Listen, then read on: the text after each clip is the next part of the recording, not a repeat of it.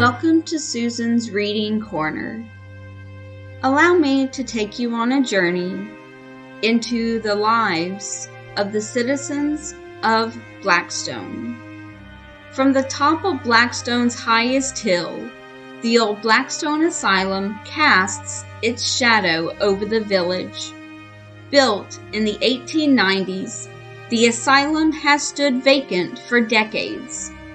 But now, the wrecker's ball is about to strike, smashing into stone and unleashing a terrible evil, an unholy fear long locked within these walls.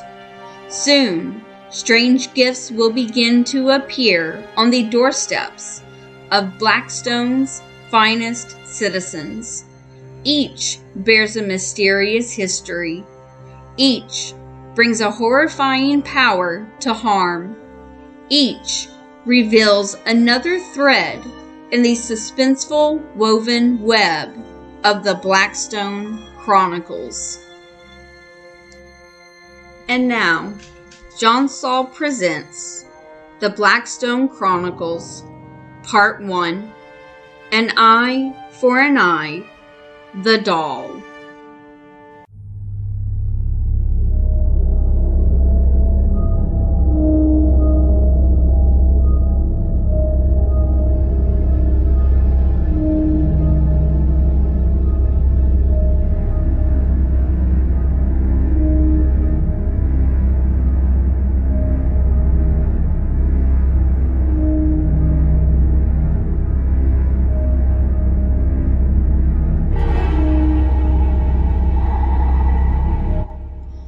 The old Seth Thomas regulator began to chime the hour.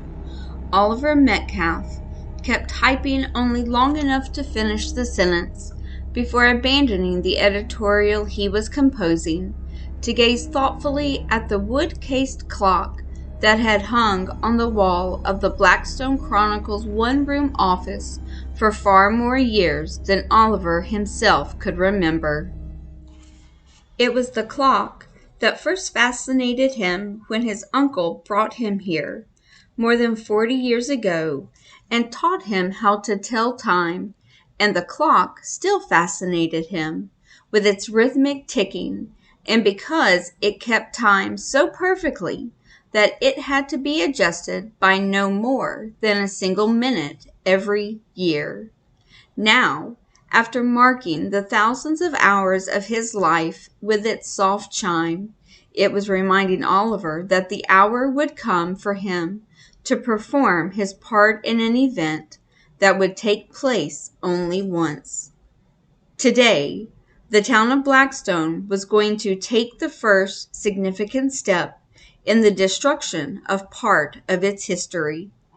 Oliver Metcalf, as editor and publisher of the town's weekly newspaper, had been asked to make a speech. He'd made preparatory notes for several days, but still had no idea precisely what he would say when the moment finally arrived for him to stand at the podium, the great stone structure rising behind him, and face his fellow townsmen.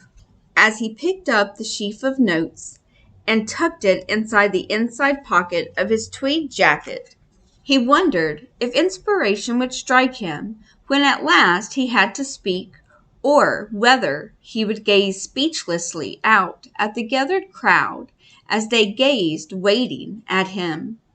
Questions would be in their minds, questions that no one had spoken aloud for years, questions to which he had no answers. He locked the office door behind him and stepped out onto the sidewalk. Crossing the street, he cut through the town square. He considered turning back, skipping the ceremony entirely, and instead finishing the editorial upon which he'd been working all morning. It was, after all, exactly the kind of day that was meant for staying indoors. The sky was slate gray, and the previous night's wind had stripped the last of the leaves from the great trees that had spread a protective canopy above the town from spring through fall. In early spring, when the enormous oaks and maples first began to bud, the canopy was the palest of greens. But as summer progressed, the foliage matured and thickened, darkening to a deep green that shaded Blackstone from August's hot glare and sheltered it from the rain squalls that swept through on their way toward the Atlantic seacoast several miles to the east. Over the last few weeks, abundant green had given way to the splendor of fall, and for a while the village had gloried in autumn's shimmering golden, red, and russet tones.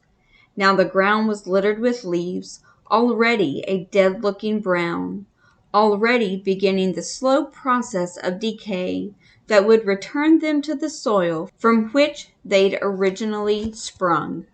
Oliver Metcalf started toward the top of the hill, where most of the townspeople would soon be gathered. Snow had not yet fallen, but a sodden chill rain had accompanied last night's wind. It seemed to Oliver that a damp, freezing winter was about to descend. The gray light of the day seemed perfectly to reflect his own bleak mood. The trees, with their huge naked limbs, raised their skeletal branches grotesquely toward the sky, as if seeking to ward off the lowering clouds with fleshless, twisted fingers. Ducking his head against the ominous morning, Oliver walked quickly through the streets, nodding distractedly to the people who spoke to him, meanwhile trying to focus his mind on what he would say to the crowd that would soon be gathered around the best-known building in town, the Blackstone Asylum. Throughout Oliver's life, throughout the lives of everyone in Blackstone, the massive building, constructed of stones dug from the fields surrounding the village, had loomed at the top of the town's highest hill. Its long shuttered windows gazed out over the town, not as if it were abandoned, but rather as though it were sleeping and waiting some day to awaken. A chill passed through Oliver as the thought crossed his mind, but he quickly shook it off. No, it would never happen. Today, the destruction of the Blackstone Asylum would commence. A wrecking ball would swing, hurling its weight against those heavy gray stones, and after dominating the town for a full century, the building would finally be torn apart, its stone walls demolished, its turrets fallen, its green copper roof sold off for scrap. As Oliver stepped through the ornate wrought iron gates that pierced the fence surrounding the asylum's entire 10 acres, and started up the wide curving driveway leading to its front door, an arm fell across his shoulders and he heard his uncle's familiar voice. "Quite a day, wouldn't you say, Oliver?" Harvey Connolly said, his booming, hearty voice belying his 83 years.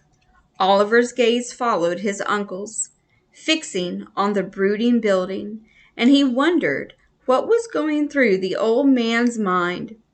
No point in asking, for despite their closeness, he'd always found his uncle far more comfortable discussing ideas than emotions.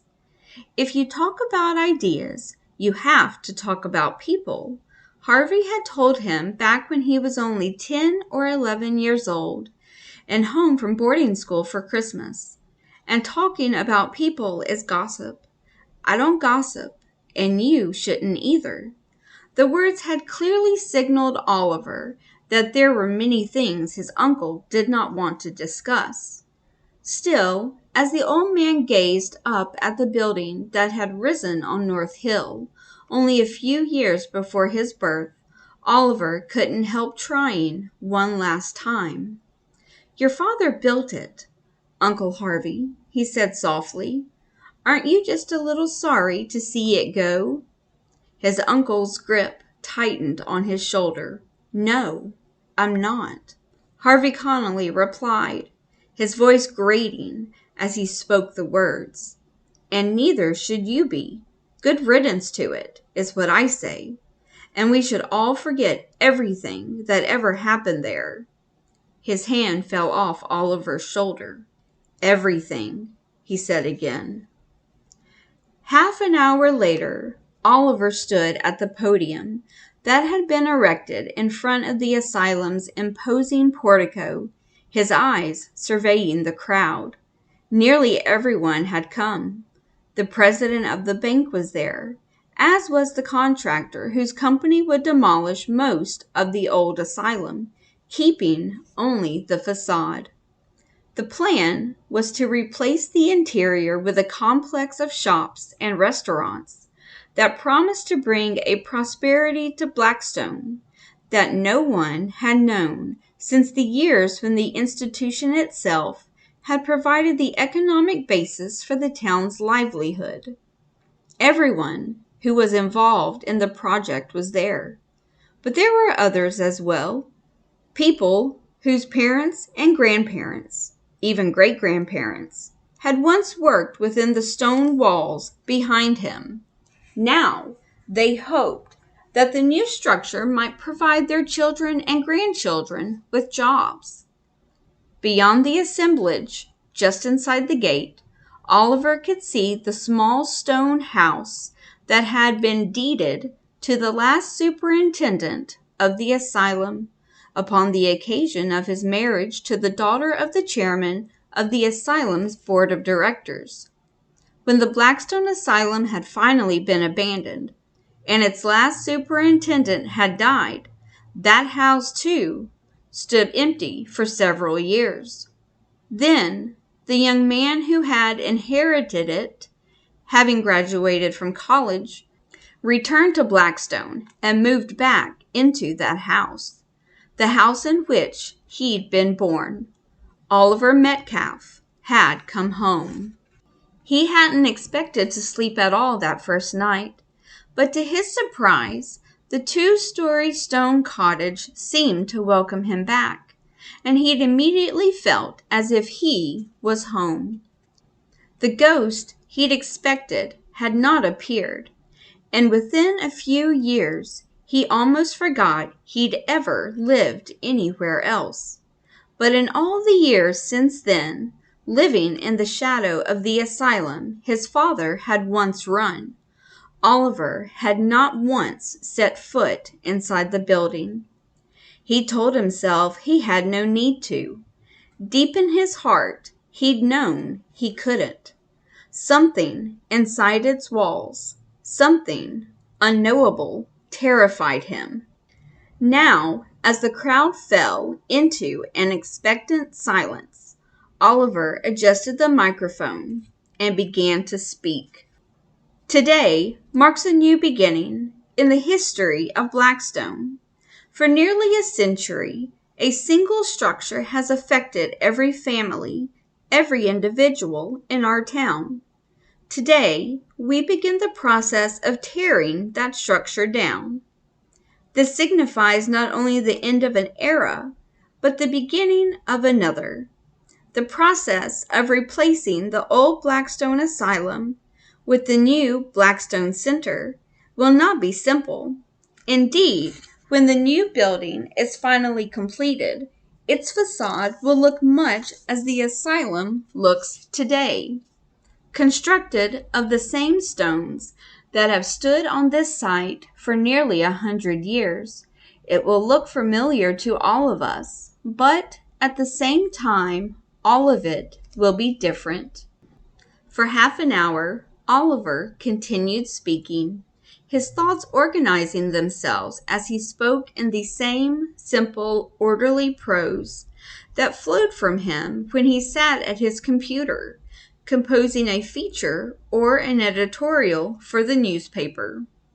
Then, as the bell in the Congregational Church downtown began to strike the hour of noon, he turned to Bill McGuire, the contractor who would oversee the demolition of the old building, and construction of the new complex of shops and restaurants as well. Nodding, Oliver stepped away from the podium, walked down the steps to join the crowd, and turned to face the building as the great lead wrecking ball swung for the first time toward the century-old edifice. As the last chime of the church bell faded away, the ball punched through the west wall of the building. A sigh that sounded like a moaning wind passed through the crowd as it watched 100 fieldstones tumble to the ground, leaving a gaping hole in a wall that had stood solid for 10 decades. Oliver, though, heard nothing of a sigh, for as the ball smashed through the wall, a blinding flash of pain shot through his head. Through the pain, a fleeting vision appeared. A man walks up the steps toward the huge double doors of the asylum. In his hands, he holds the hand of a child. The child is crying. The man ignores the child's cries. As man and boy approach the great oaken doors, they swing open. Man and boy pass through. The enormous doors swing closed again. You have been listening to The Blackstone Chronicles by John Saul, An Eye for an Eye, The Doll. Narrated by Susan's Reading Corner. Thank you for tuning in, and please subscribe. New episodes will be released every Monday and Thursday. As always, I will see you on the other side of a book.